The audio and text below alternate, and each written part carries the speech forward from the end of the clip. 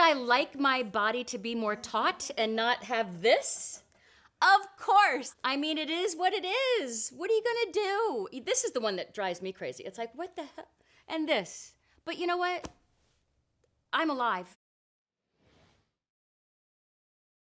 I've had this, this love-hate thing with my body for too many decades. Enough already felt like I was like really getting to the final, like, oh, I'm like healed. And then 2024 came and it was like the worst year of my life. We get through 100% of the days that we never think we're going to get through. And life is glorious. I had 4 surgeries within 6 months. My hair started to fall out. I was having emotional trouble with, people in my life. I wasn't happy. But through all that, through like the most difficult year of my life, I still found these great pockets of joy. Watching Wolfie on stage and watching the audience watch him and watching the audience fall in love with him and getting to do Drew. Like that was my oasis in a really bad sandstorm. I know who I am and I know what kind of person I am. And it doesn't matter how much I weigh. What matters is who I am, how I treat people, period. Through all the emotional and physical stuff, I was still able to go, oh wait, this is beautiful. Oh wait, this is wonderful. I can hold on to this so I can get through the hard stuff. 2 divorces behind me, I felt like a failure. I didn't know what love actually meant. Really, real, true, I know that Ed and I had it for glimpses, but I really never really experienced it for any length of time. And I still haven't. Ed was the closest I've ever come to feeling true love. I got fired from a job that I told them, I want to be your Betty White. Like, I want to be here forever.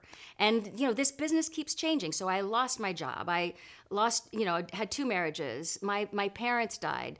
My son's father died. It was just like, and then the surgeries and like, I must be really having to learn something because things are really challenging for me right now. Even though I'm still grateful for my life, I just hate that it's this hard right now. And I hate that I'm having these anxiety attacks and that I'm losing my hair and that I can't find a peaceful happiness. I know how to be happy. I know that I really pretty much hum it happy, but so many things get in the way of that happiness, and I really wanted to find that equanimity of, I'm still me. Do I believe in me enough to know that I can weather through all of this? Yes, I can. I do believe in myself that much, but I didn't. And I needed to go through the struggles to find out that, oh, I get it now. I'm the calm in the choppy sea. I'm the calm through all of that. And I need to appreciate, and I do, and learn from everything that was happening. It's here. Oh my gosh, I can't believe it's finally here. Getting naked emotionally was the most important part of the book to me. But I thought, well, I might as well expose myself there too. We did take some pictures where all my scars were exposed. We couldn't find the right angle. It didn't really quite look right. And then it just felt like not right. And then John put me in this position that was like, oh, this feels good. This is pretty. And a couple times my boob kind of came out and I'd have to like cover it up. But part of me also feels like at this age, if I can look that good, I'm like, do it. Because that feels really good. And I don't know what I'm gonna look like when I'm 80, but at 65, it looks pretty good. And I don't think that's arrogant. I think you're allowed to feel good about yourself. I have felt bad about myself for too many decades. I'm gonna feel good about myself now. I was way thinner when I did the green bikini. I was a good 20 pounds thinner at least. That felt good. I was way younger. My body was definitely tighter. I think it felt better doing the getting naked. I'm never gonna do it again, but it was fun to try it once. I'm pretty good at wanting to try something once and I don't have to repeat it. And this is something I don't have to do that again. And I was happy that day because I was like, I'm gonna walk through this fear. I've got this weird quirk that if I'm afraid of something, I'm gonna walk right through it. All of this shame, and it has nothing to do with my body. Although the reason I got here, I would just take it out on my body. Like, you're not pretty enough. And being told all those things too. Your body isn't perfect enough. You're not still 110 pounds. Well, who can be 110 pounds when, yes, I get it at, 15, 16, but no, and I'll never see that again. And I don't need to because that's too underweight. I lost way too much weight in 2024 because I was so stressed out. I never want to be that weight again either. I'm finally at a comfortable place where my clothes fit. They're not too big, they're not too small, I'm just normal. I have a body that works. I have a body that wakes up. I can brush my teeth. I can stand up watching my son for 2 hours on stage, and it's like heaven. I can do a movie again and be in it and really hit all of my emotions that I need to hit. I started apologizing to my body and apologizing to me for being so mean. And when we stop being mean to ourselves, we don't let other people be mean to us. I think that whatever anybody does to help themselves get to a better place, to where they feel good about themselves, they should do it. I may not want to have plastic surgery, but I don't judge anybody that wants to have it at all. I don't judge anybody how they lose weight. It's really flippin' hard to do.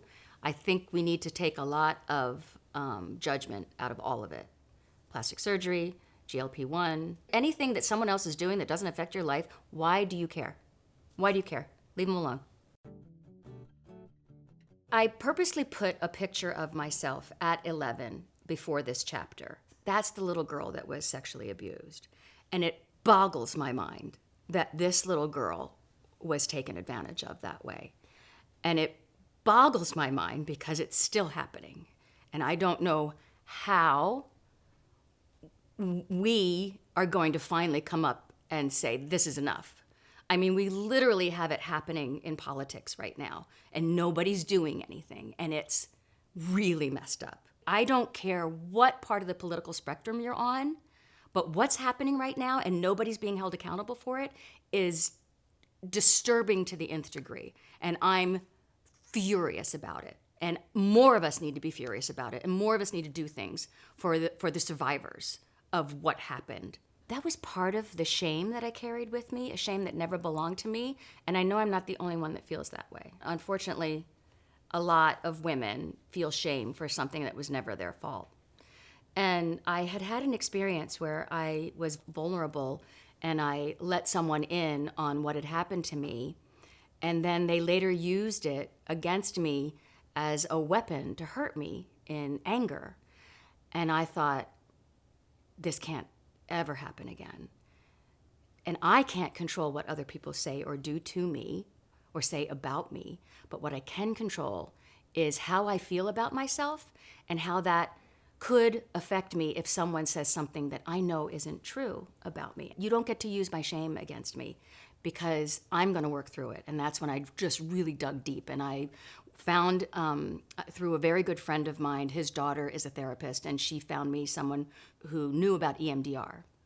I was looking into EMDR, DBT therapy, which is dialectical behavior therapy, which is brilliant as well. Somatic therapy, tapping, everything. I was looking for anything. I'm like, I need to dig this shame out, make friends with it, and go, I get it. I get why you're here. I get why I needed you. But don't ever let anybody use this against me again. I worked through it to a point now that I can read things about myself that people are saying that one might have once known me, and it doesn't affect me anymore. It's like, oh, yeah, that's not who I am. I know who I am. My son does, my brothers do, my family do, my girlfriends do. The people that know me know who I am.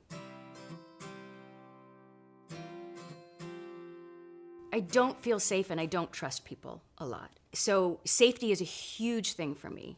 And it's fascinating that I don't always pick men that make me feel safe. Or they do in the beginning and then they change their minds. I'm very happy being alone right now because I feel safer. I don't know how to feel safe around a man. I know I can. I know I've learned a lot. This is weird too, because although I don't feel safe around a lot of people, I also give people the benefit of the doubt until they really prove me wrong. Like, I want to believe you're a good person because I believe there are, like, all people are good, and you have to really, really me over for me to not believe you're good. And if I've cut you out of my life, it's because that's wrong. You don't treat people like that. And I used to not cut people out of my life. I would just avoid them. Now I'm like, nope, But I need to see those red flags earlier. So I go from not trusting anybody to giving someone too much trust and vulnerability. So I got to find that fine line. Here's the thing about big, loud mistakes. I was given the opportunity to learn a really deep, life-changing lesson. And that is what I'm grateful for. I don't ever want to go through something like that again, but oh God, did I learn a lot. And if I ever do start dating again, I ain't talking about it for a long time. I got to see if it works out first. I don't want butterflies. I don't like them. It feels like anxiety. Limerence is not love. Don't want that. I want calm. I want safe. I want emotional safety. I haven't had that in a long time. In fact, I've had quite the opposite of it, where it's frightening. And I need that. And I want to give that back, more importantly. I want someone to feel emotionally safe with me. Like they can open up and be vulnerable with me because I'll protect that. And I want to feel protected. And I haven't experienced that either, where my vulnerability has been respected and held on to. So I want to feel it and I want to give that back. And I want calm. After my second divorce, I was like, I hate men, I'm never gonna, and I'm like, wait a minute, okay. So I just, I'm dead inside and I'm just gonna get used to that. I'm gonna be a cat lady and I'm fine with that. I love my animals. I can take care of them. Sometimes they're a lot. When I got my little pilot light lit again by watching someone on stage, like just be magnetic, is that a word?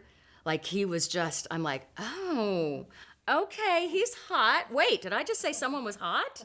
This is so cool. Oh, I think someone's hot. Okay, this is nice. Now, even though I didn't want to date this person, I don't want to date, I would never want to date this person, I liked that I found somebody attractive for a hot minute because it meant I wasn't dead inside.